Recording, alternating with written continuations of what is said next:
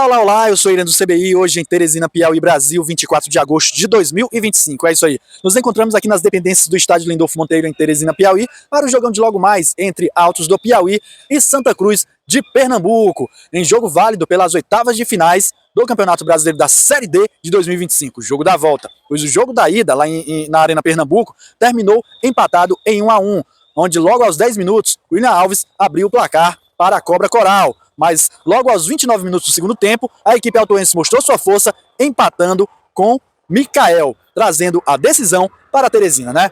Jogão que tem requintes de muita emoção, pois quem passar irá para as quartas de finais, onde assim teremos 2 jogos que valerão o acesso à Série C do Campeonato Brasileiro, né?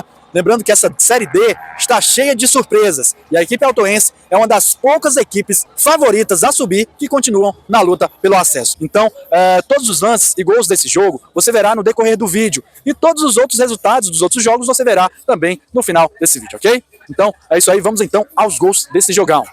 A equipe do Altos chegava para esse confronto como favorito a passar para as quartas de finais, pois mesmo que o Santa Cruz fosse um time tradicional nacionalmente, a equipe do Altos havia construído toda uma situação favorável ao Jacaré piauiense, que precisava vencer apenas por uma simples vitória, para assim continuar na competição. Já o Santa Cruz chegava em Teresina com o peso da camisa, também tinha feito uma boa campanha na primeira fase, terminando em segundo colocado no seu grupo. Só que o fato de ter empatado na Arena Pernambuco, com o Altos fazendo um bom jogo, colocava assim em xeque a classificação da Cobra Coral. O jogo também contou com o VAR, o amigo das horas difíceis para os árbitros. O policiamento no Lindolfinho estava bem ostensivo, pois estava de casa cheia, tanto do lado da torcida do Altos, quanto do lado da torcida visitante.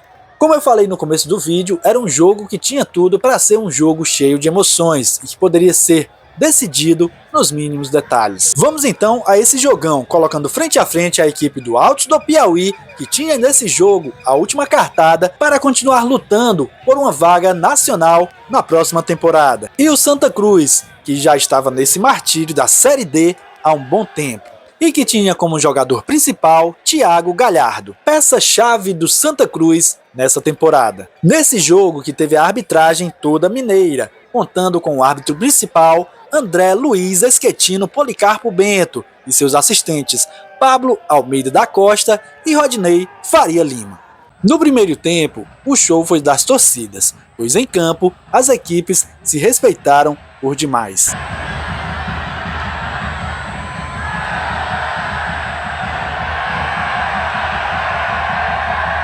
Sem muitos lances de perigo real de gol, o jogo terminou em 0-0 no primeiro tempo, deixando assim os próximos 45 minutos muito mais tensos para ambos os times.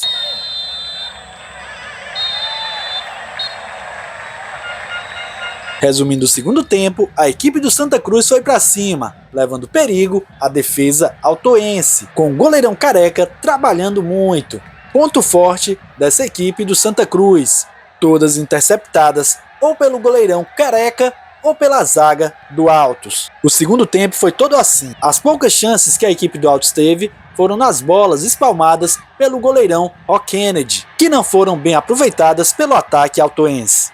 Sem aquela jogada mágica que poderia ter mudado o jogo para uma das equipes. Ao final, com as duas equipes já cansadas, viu-se que ambos queriam levar a decisão às penalidades máximas, e foi isso que aconteceu. O placar final do jogo foi 0-0, agregando 1-1 no placar geral, levando a decisão às penalidades máximas.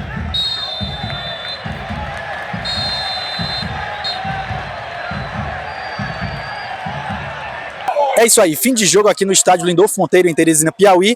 Altos 0, Santa Cruz também 0, no agregado 1-1 com o jogo da ida, não é? Resultado que leva a decisão de quem irá para as quartas de finais, o jogo do acesso, para as penalidades máximas, né? A equipe do Santa Cruz, que conta com o goleirão Kennedy, que também passou nos pênaltis pela equipe do Sergipe, e o goleirão Careca, que é o paredão altoense, né?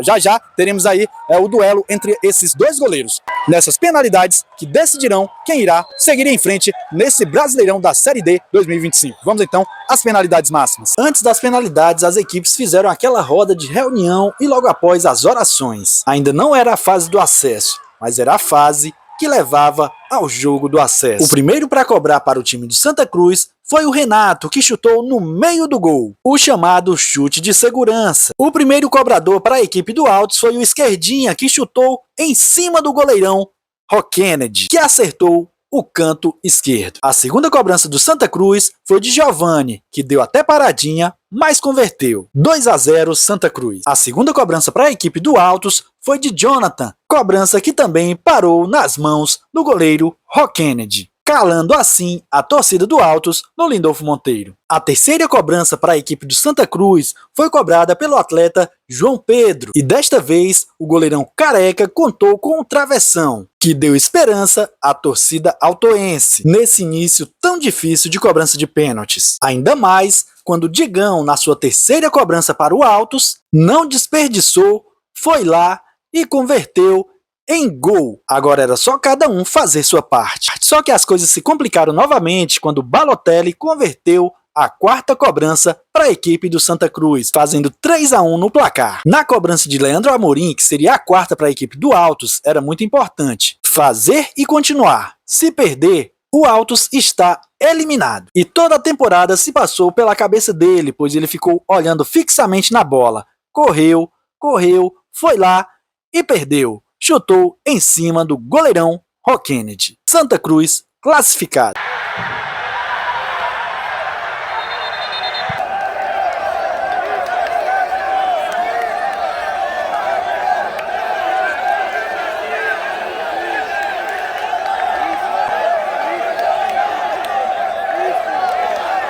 É isso aí, falamos aqui com Pedro Favela, ele que é um dos destaques desse time do Santa Cruz, né? Santa Cruz que empatou lá em Recife, trazendo o jogo da decisão para cá, para Teresina. Qual era a sensação dos jogadores após o empate lá e vendo que o retrospecto do Altos era muito bom aqui em Teresina? Cara, primeiramente, glória a Deus por essa classificação. Ninguém falou que seria fácil, né? Pra gente parece que é tudo mais difícil, mas graças a Deus deu certo. A gente sabia, a gente saiu com gosto amargo lá, porque a gente achou que sabia que podia sair com a vitória. Mas Deus faz tudo da maneira certa. Eu acho que se a gente tivesse ganhado lá, não teria dado certo a volta. Então acho que foi da maneira que tinha que ser. Graças a Deus a gente saiu com a vitória hoje, velho. Esse momento não é só meu, é de todos da posição. Meu amigo Felipe, Thiago e Moisés, junto com os preparadores de goleiro Medeiros e junto com nossos companheiros de linha também. E é isso, estou muito feliz pela classificação e agora nós vamos buscar o tão sonhado acesso. Eu que joguei 11 anos seguidos de Série A, tive a oportunidade de jogar no Japão, jogar na Espanha, chegar à seleção brasileira e vir para a Série D, muita gente questionou, né?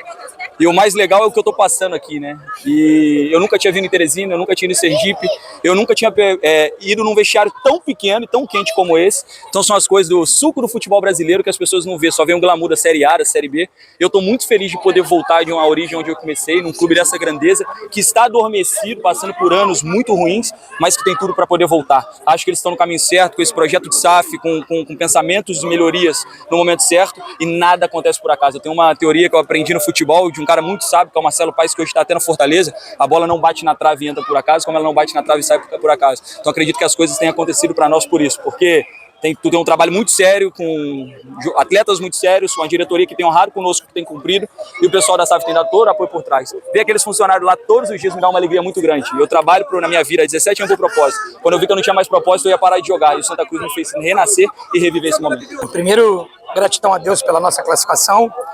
Gratidão ao nosso presidente, nossa diretoria, nossos jogadores, por entenderem o que é o Santa Cruz, né? Santa Cruz é isso aí, que a gente representou hoje aqui. Um jogo difícil, um jogo que a gente sabia que o Altos é muito forte em casa, a gente precisava fazer um jogo muito competitivo, mas precisava jogar. Mandamos bola na trave, tivemos chance de gols, e eles também criaram boas oportunidades. Foi um jogo muito equilibrado, né? E o que eu gostei foi o que a gente trabalhou durante a semana, acabou surtindo no jogo. Queríamos ter decidido no tempo normal, mas a gente estava muito, mas muito preparado para o pênalti. Pênalti não é sorte, irmão. Pênalti é loteria, não é loteria. Pênalti é trabalho, é competência. Parabenizar o Medeiros e o Ellison, os preparadores de goleiro, que prepararam muito bem o Rock para mais uma sequência de pênalti. O Medeiros é um cara ímpar, preparou bem o mental, estudou bem o adversário. E quando eu falei ali na corrente que ele iria pegar 3, que os jogadores estivessem preparados para fazer os pênaltis que a gente ia classificar, porque eu treino eles durante a semana, eu sei o que eles são capazes de entregar.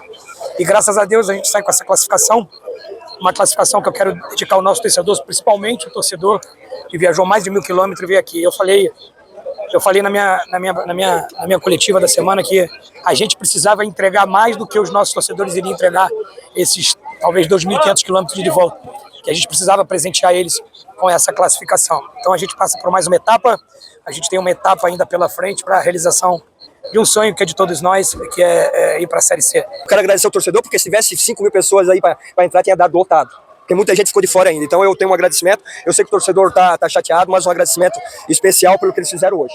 Tá? Sobre o jogo. O time deles, na minha visão, veio por uma bola. O primeiro tempo nós tivemos 3 oportunidades, né? Nós tivemos uma cabeçada do Salles, nós tivemos uma chegada com o Mandacaru, com o zagueiro, que tirou de carrinho, nós tivemos uma finalização com o Wesley. Agora, jogos quando é decisivo assim, realmente não aparecem muitas oportunidades. Duas equipes muito equilibradas, nós jogamos contra uma equipe que é SAF, que tem uma estrutura, né? Não vamos nem falar aqui, né? Tem uma torcida imensa. No segundo tempo, a gente teve 2 oportunidades de finalização, eles jogaram totalmente na linha baixa, né? É difícil entrar, a gente tentou fazer da melhor maneira possível, a gente tentou fazer as trocas para oxigenar principalmente a fase ofensiva, só que infelizmente a gente não conseguiu fazer o gol. E aí, pênalti, cara, pênalti é uma loteria, né? Da minha parte, o que eu tentei fazer? Eu procurei pegar o histórico dos nossos atletas que já vinham batendo, né? O Jonathan é batedor, o Esquerdinha tinha batido, né? Todos que bateram ali. E assim, ó, falar bem claro, assim, já a responsabilidade é toda minha como treinador, tá? Eu que escolhi, eu que defini os atletas, então a responsabilidade é do treinador, é minha. Tá? Então a gente tentou escolher os melhores na situação, mas infelizmente o goleiro deles também foi muito feliz, que é um goleiro pegador de pênalti, né? E acabamos eliminados, eu acho que é uma pena. Vou falar do meu grupo também, é um orgulho muito grande desse grupo de trabalho, a gente passou muita dificuldade aqui. Muita dificuldade, a gente não soltava para fora, mas internamente a gente sabia, e esse grupo é maravilhoso, esse grupo trabalhou muito, o Altos, assim, ó, a torcida do Altos, ela pode estar chateada hoje, mas ela tem que ter orgulho desse grupo de trabalho. Eu não tenho nada para falar, assim, eu acreditava muito no acesso, como eles também. Agora, chegou numa decisão, nós pegamos o segundo mata-mata com uma grande equipe do Brasil e fomos para os pênaltis e ser eliminado também é foda, é complicado, mas a gente também tem que ter um entendimento que é o futebol. É isso aí, fim de jogo aqui no estádio Lindolfo Monteiro, em Teresina, Piauí, onde a equipe do Altos empatou em 0-0 com a equipe do Santa Cruz de Pernambuco, né? Como o jogo lá tinha sido 1-1, o agregado ficou 1-1, empate, levando assim a decisão de quem iria para a próxima fase, as penalidades máximas. Penalidades máximas onde brilhou mais forte a estrela do goleirão Ron Kennedy, ele que defendeu 3 penalidades máximas, colocando assim o Santa Cruz como vencedor do confronto em 3-1, né? Resultado que levou a equipe do Santa Cruz às quartas de finais, onde ele lutará pelo acesso à Série C do Campeonato Brasileiro de 2026. Antes da gente falar das quartas de finais, vamos ver aí como foram os confrontos dessas oitavas de finais, quem passou e quem ficou. É isso aí, vamos começar pela equipe do Maranhão, que passou pelo Central de Caruaru, após vencer por 2-1 em casa, empatar em 0-0 fora de casa, agregando 2-1 no placar geral e se classificando. Outro classificado foi a equipe do América de Natal. O Mecão passou pelo Imperatriz do Maranhão, após vencer por 1-0 fora de casa e empatar em 0-0 jogando em casa. Na sequência tivemos o Santa Cruz, que passou pelo Altos do Piauí, após empatar em 1-1 jogando em casa, empatar em 0-0 fora de casa e vencer por 3-1 nas penalidades máximas. Outro classificado foi a equipe do Asa de Arapiraca, que passou pelo Manauara após vencer por 1-0 fora de casa e empatar em 0-0 em casa, passando assim para a próxima fase. A surpresa dessas oitavas de finais foi o Goiatuba, que passou pelo Aparecidense, mesmo perdendo por 3-2 jogando em casa, fora de casa, venceu por 2-0. Agregando 4-3 no placar geral e se classificando. A Inter de Limeira, a única paulista ainda na competição, passou pelo Rio Branco do Espírito Santo, vencendo por 1-0 fora de casa e empatando em 0-0 jogando em casa. O Cianorte do Paraná passou pelo Misto do Mato Grosso após empatar em 1-1 em casa e vencer por 2-0 fora de casa, agregando 3-1 no placar geral e se classificando. E para fechar, tivemos o Barra de Santa Catarina, que passou pelo Ceilândia de Brasília, empatando em 1-1 fora de casa e vencendo por 1-0 jogando em casa. É isso aí, com esses resultados a gente já sabe quais serão os confrontos das quartas de finais, né? Começando aí pelo Asa de Arapiraca de Alagoas, que enfrentará a equipe do Macão Machão da Ilha, que é o Maranhão Atlético Clube. No duelo do Sul, teremos Barra de Santa Catarina contra a equipe do Cianorte do Paraná. Teremos também Inter de Limeira de São Paulo contra o Goiatuba de Goiás, né? E a equipe do América de Natal, que enfrentará o Santa Cruz, que eliminou a equipe do Altos, né?